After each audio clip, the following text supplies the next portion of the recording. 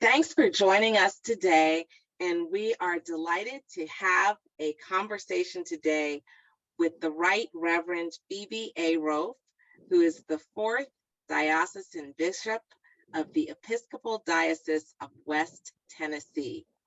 And she and her diocese are going to participate in the pilot of the Diocesan Vitality Initiative, a new program that the Episcopal Church Foundation is delighted to sponsor. And thank you for being with us today, Bishop Roaf.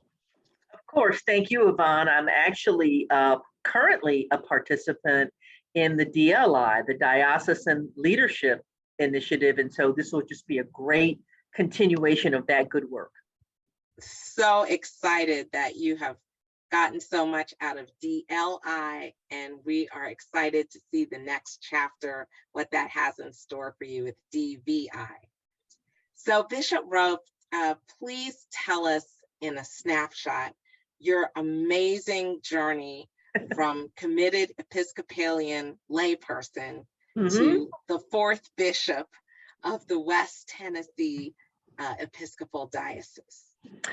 Well, I think the short version is that people in the community saw things in me that I didn't necessarily see within myself. I came to ordained ministry as a second career in my 40s.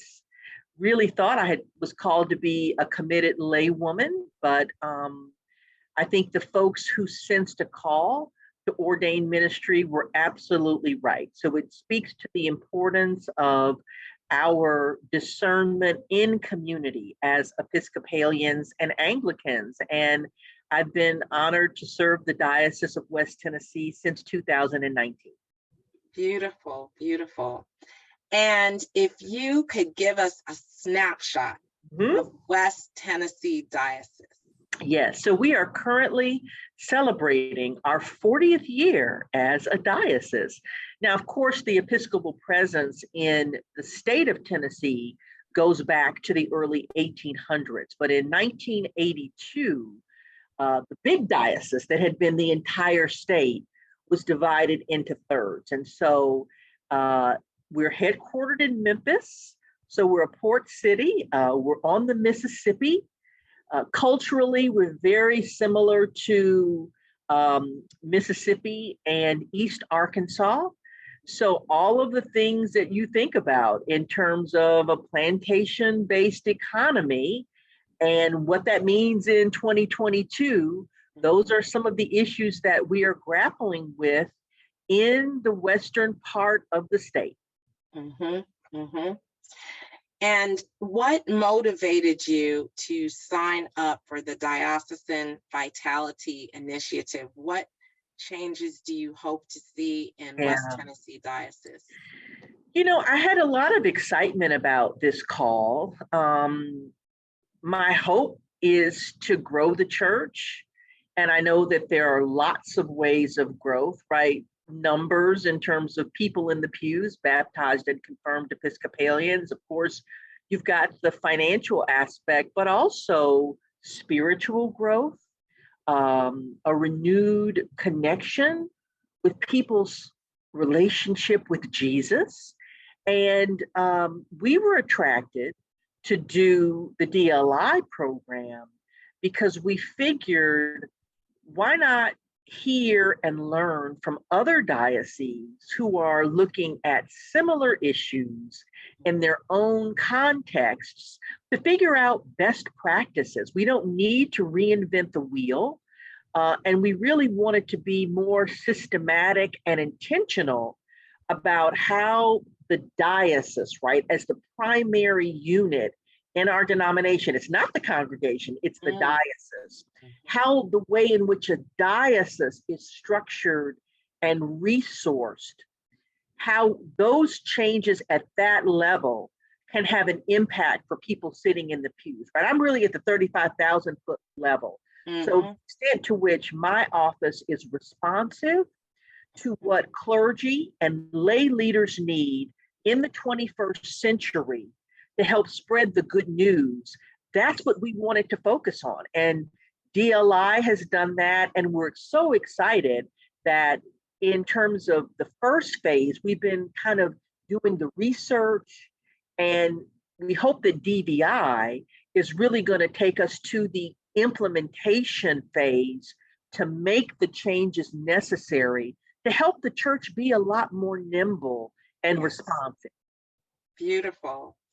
And on that nimble, responsive note, we all are living in the Episcopal Church and throughout mainline denominations across the US under the cloud of this heavy narrative of death and decline.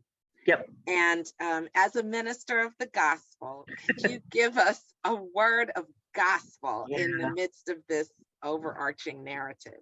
Yeah, you know, we're people of resurrection, and that doesn't mean that we don't feel very deeply when things are difficult. And for those of you who've been paying attention to the news, the city of Memphis has been through a lot in these past several weeks, some really horrific acts of violence that have shocked even those folks who were jaded.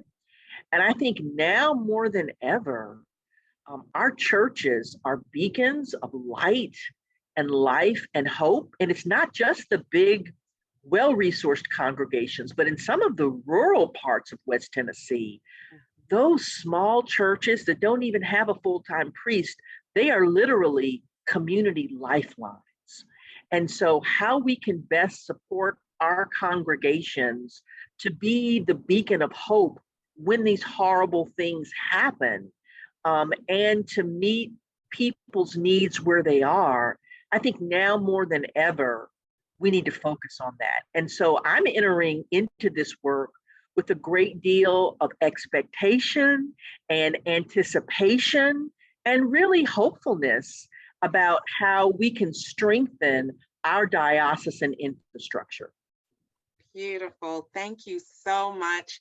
And thanks to all of you for joining us for this conversation with Bishop Roaf. And we believe here at the Episcopal Church Foundation that God is at work creating a vital, inclusive Episcopal church that creates steadfast followers of Jesus. And your gift to the Episcopal Church Foundation supports God's work, providing programs, resources, innovation, and expertise like the Diocesan Vitality Initiative to strengthen congregations and dioceses, to equip leaders, and to transform ministry for a vibrant future. And we thank you for joining us today. We thank you for your generous support of the Episcopal Church Foundation.